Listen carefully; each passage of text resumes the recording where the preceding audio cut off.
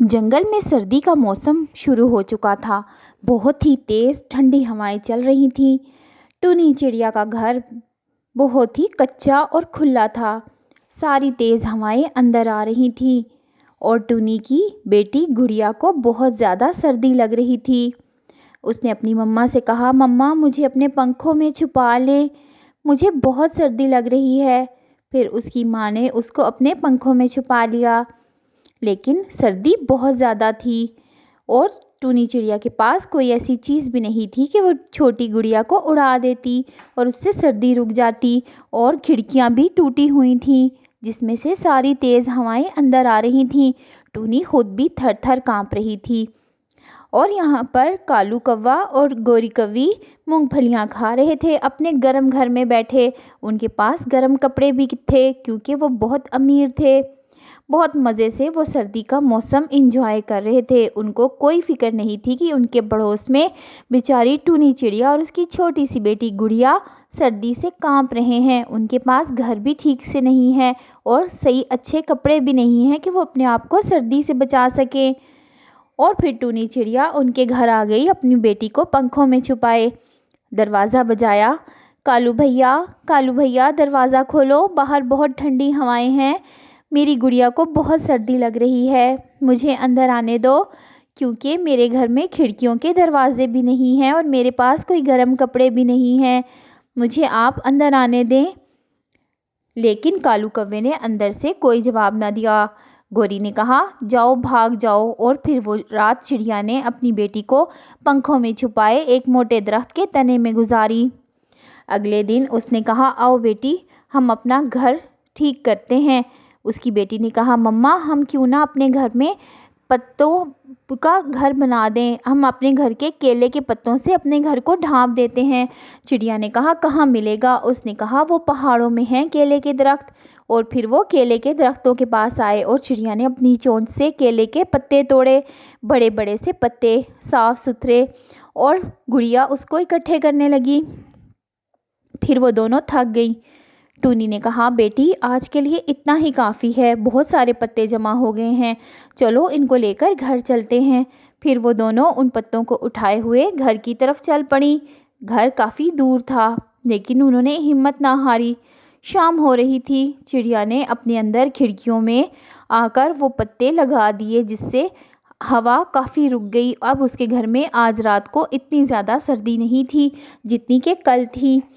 आज कुछ बेहतर था, थोड़ी सी गर्माइश आ गई थी लेकिन अभी भी सर्दी बहुत ज़्यादा थी।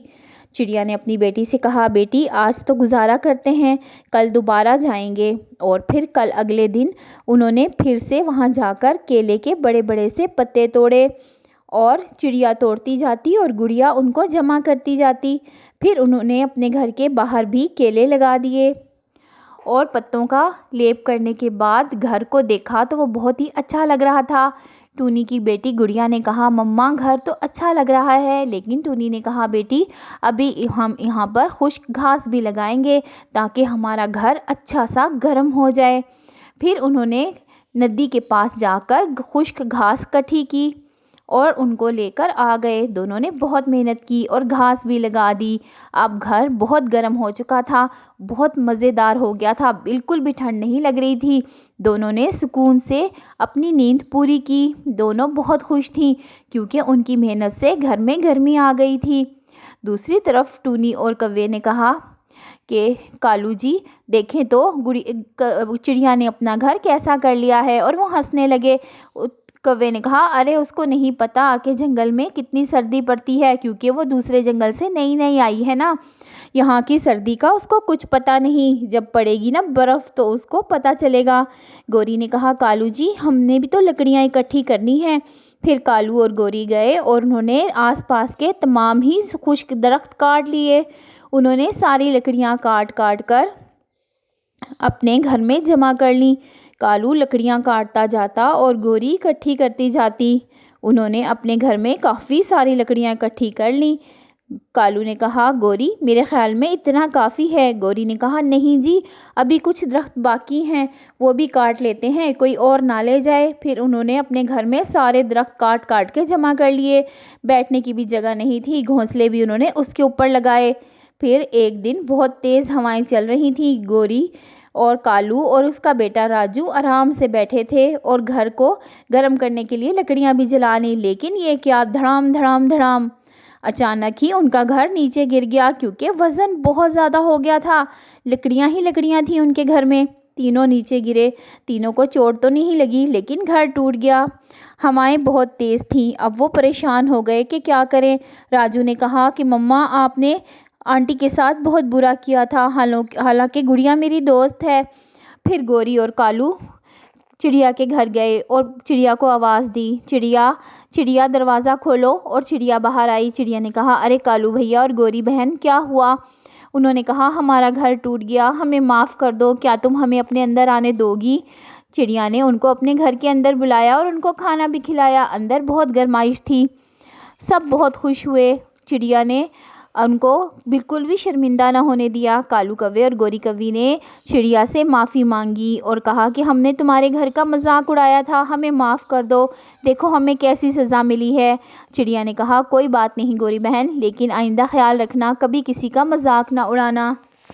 تو پیارے بچوں، یہ تھی ایک پیاری سی کہانی۔ اگر آپ کو یہ کہانی ذرا سی بھی اچھی لگی تو ابھی لائک کا بٹن دبا دیں اور ہمارے چینل کو بھی سبسکرائب کر لیں۔ اور پیارے دوستو، آپ لوگ ہمارے چینل کو سبسکرائب نہیں کرتے اور ہماری ویڈیو کو بھی لائک نہیں کرتے، اسی لیے ہم آپ سے ناراض ہیں۔ جلدی سے آپ نے ہماری ویڈیو کو لائک کرنا ہے اور ہمارے چینل کو بھی سبسکرائب کرنا ہے، ورنہ ہم آپ کے لیے آئندہ ویڈیو نہیں بنائیں گے۔